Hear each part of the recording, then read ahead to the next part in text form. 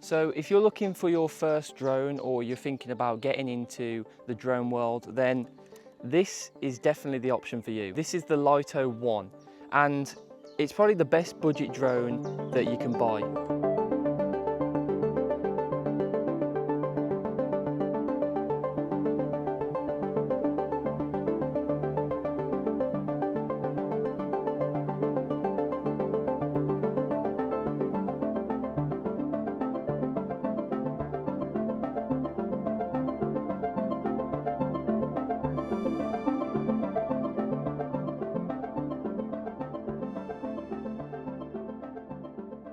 So this is the DJI Lito, and this is DJI's newest beginner-friendly drone that they've just released. And it replaces the older mini series that they bought out a couple of years ago. Now, this drone's designed for people who just want easy flying and good footage overall for just day-to-day use. This drone weighs under 250 grams, so in the UK you don't actually need a license for this. It's lightweight, it's portable, it has excellent tracking, and it's just really easy to use. So the camera on this little drone is a 48 megapixel half-inch sensor. So you can shoot 4K videos up to 60 frames per second and slow motion up to 100 frames per second. So one of the biggest selling points for this drone is the fact that it has active track for such a small price.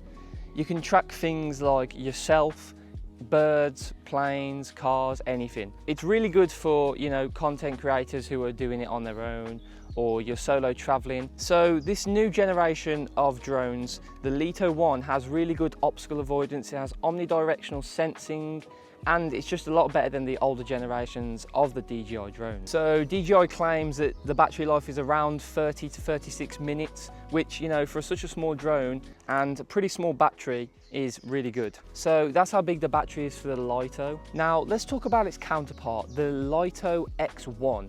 Now that is the more expensive version of the Lito 1, and it comes with a bigger sensor, better battery life, and just overall better tracking capabilities and ergonomics. However, the Lito 1 still holds up, and I have to say it's really good. So the Lito 1 compared to the X1, so this doesn't have internal storage, it doesn't have capabilities of D-Log-M, and it has a smaller sensor. So the current UK pricing for this is around £300. You know, for such a small drone, you've got a 48 megapixel half sensor, and for £300 you can't really complain. So we're here, beautiful afternoon, and we're going to fly the Lito 1. We're going to see what it's like. There's a little bit of a breeze, so I guess we could test the wing capabilities a little bit. It's probably about, I don't know, 10 mile an hour winds, nothing crazy, but a bit of a breeze, so we'll see what that's like, and we'll get some shots of the sunset and you can see what this half-inch sensor can do. So just going to quickly show you how easy it is to set up the Lito 1 and get it in the air really quickly, to be honest.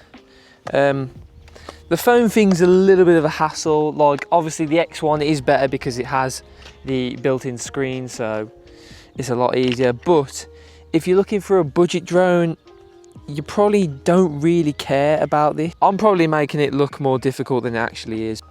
Yeah, make sure you've got an SD card in the drone, because the Lito 1 doesn't have internal storage, so you do need an SD card. That is another benefit of the X1. So we're gonna get flying straight away. And once again, you realise how quiet it is. Like, I'm not speaking loud at all, and this drone is not even a foot away from me. It's so quiet. Unbelievable job by DJI. So what I'm going to do now is I'm going to test the capabilities of the tracking. So to track, all you do is draw a box around yourself or the object that you're using, and it's actually picked me up straight away. So I just click the plus button and it is now fully tracking me. And just there I got really close to a tree, probably about 5 foot away from it, and it picked up because obviously it's got the omnidirectional sensors. So now I'm shooting in vertical to 2K 60, which is really nice for obviously Instagram and TikTok, all those social media platforms, so you can get some really nice drone footage and put it on your Instagram. So because it's a beginner drone, it has something called quick shots, which is basically quick little actions that the drone does automatically for you while tracking you to get some nice cool shots for your Instagram or your TikTok. So I'm just going to demonstrate those now. So all you do, circle yourself. So this one's called the Droney, and I'm going to do it now. So 3, 2, 1. So I'm not even touching it, and it's off on its own. Now the wind has picked up a little bit, and I'm noticing a little bit of shaking in the drone as it's recording, and it also just returns home on its own. That's crazy. So we've got other modes like boomerang. Let's try that one. So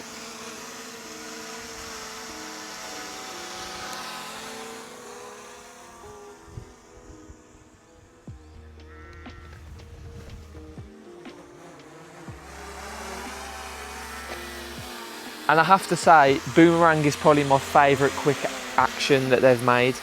It's just a really nice little thing that they've done here. So we also have hyperlapse and pano modes. That's pretty self-explanatory, so you would know about that. So I've just got my first low battery return to home, and it will just return to home. So it's returning to home on its own. As you can see, it will just come into land on its own. So this is really helpful as a beginner. If you're struggling with flying the drone, it will just come back on its own, which is, you know, a really nice, handy little feature. I'm gonna cancel it because I'm pretty good at flying drones. So now let's talk about the differences in the controllers. So with the Lito 1, you get a pretty decent controller for the price. However, it doesn't have a screen on it like the X1 has, but you can still place your phone in there, and it still feels, you know, really nice. And yeah, it does feel a bit cheaper, but at the end of the day, it is a budget drone. But you know, for the price, this controller feels nice. So compared to the X1 controller, there isn't really much difference. It's the exact same controller, just the fact that the X1 controller has a screen. If you're thinking about getting the Lito 1, then you won't really notice a difference with the controller. Now, I have the DJI Avata 2, and I have to say, the difference with the controller is very minimal, to be honest. Now, I use the FPV controller for the Avata 2, and I have to say, they both feel pretty similar. The quality does feel a little bit better with the Avata 2 controller, but not really much difference if you're just flying it for fun. So now we come to the conclusion, is the Lito 1 really worth it? And I have to say, after testing it for a couple days, I would 100% recommend it to anyone who wants to get into drones or is a beginner in the drone world. And this little guy right here can do a lot, I can tell you that for sure. Now, if you are after something more advanced or something a little less beginner friendly, then the Lito X1 is definitely the better choice, as it has got the screen on the controller, it has a better sensor, you can shoot D-Log, and it's just overall better drone. And it also has internal storage. But if you're someone who just wants to get into the drone world pretty quickly, then the Lito 1 is definitely for you. But that's it for now, guys. Thanks for watching. We'll see you in the next one. Bye-bye.